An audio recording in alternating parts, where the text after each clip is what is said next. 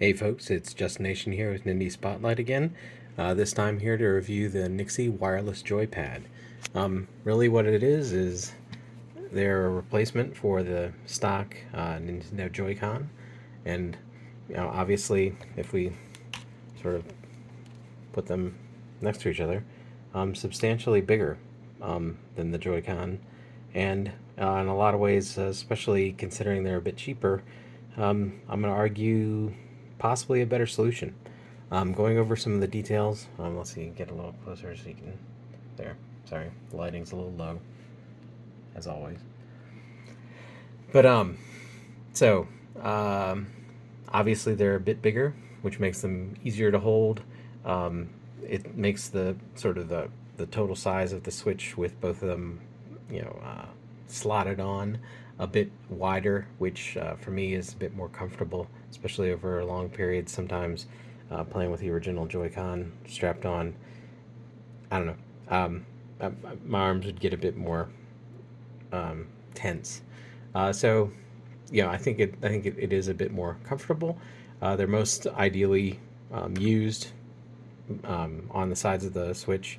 I think portable play is the way this would be the best. So if you play on the go a lot, this is definitely an option worth considering. I think a bit better than the extenders that I've seen, a bit more comfortable and overall a bit more functional, which I'll get into a little bit. I would probably still prefer using the trying to think of the name of the. I've reviewed it before. The shoot, I can't think of the name. The thing that allows you, it's a plastic piece that allows you to use your Pro controller and holds your Switch in place, so you can actually make it telescope a little bit closer to your face. But if you wanted a pure on the go solution, I think this is definitely at least probably better than Joy-Cons themselves. Um, Primary reason is because it has real joysticks.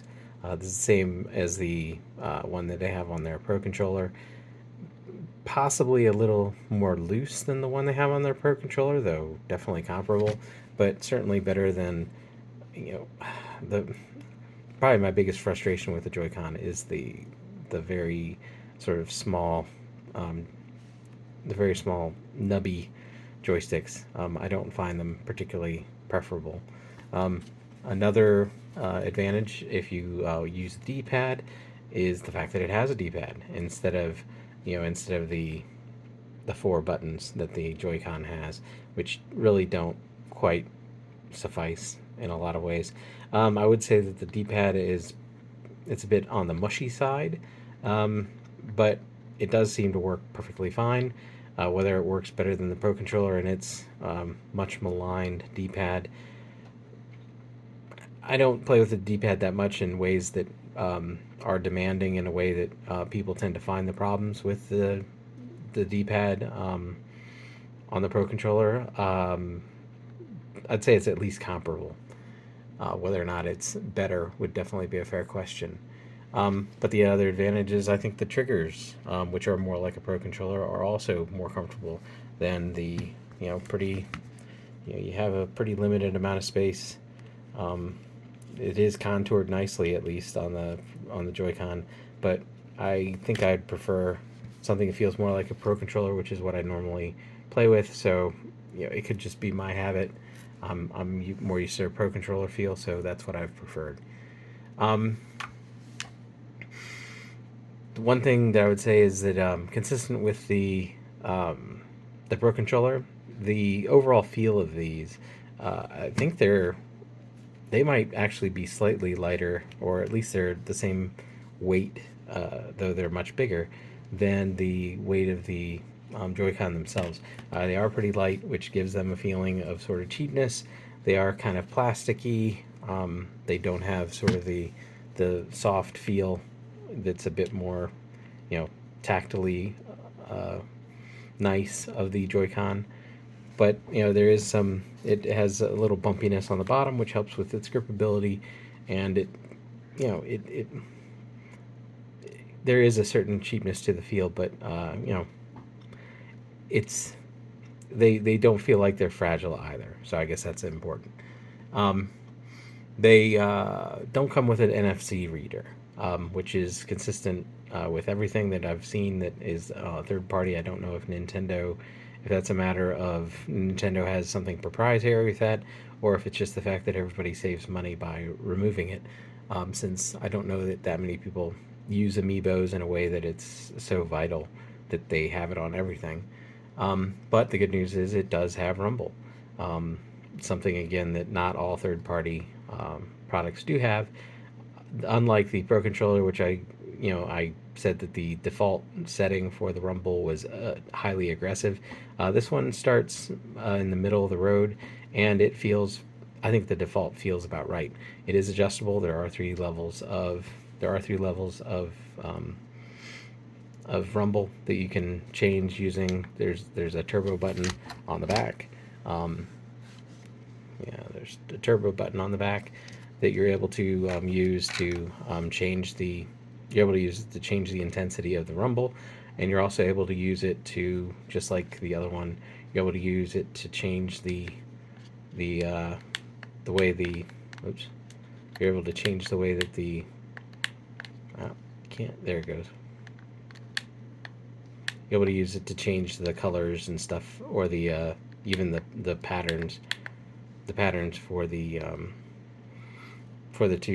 nice backlit LCD um, controller. That it looks pretty cool. Like the color cycle is pretty nice. Um, but that's one of those nerdy things. Um, so I'd say definitely the one of the nice things about it is versatility, the size, but another positive is the price. Um, it comes in around $50, which definitely is cheaper than the Joy-Con, which pretty much never. I don't think I've ever seen them go on sale. Um, so I think that it actually functions a bit better and is a bit more comfortable, on top of being quite a bit cheaper. That's definitely something to consider. Oh, and just so you see, it does come with a frame, so you can use it more pro controller style, which is mostly the way I used it, just because we play at home mostly. Um, the gyroscopic, the gyroscope, the gyroscope works well. At least as well as I said with the other, it works at least as well as the switch over the normal Switch controllers or the Pro controllers, which I still think that there are some times where there are weaknesses demonstrated with the support for the way the gyroscope works, particularly the need to constantly recenter in certain games that rely on the gyroscope for pointing.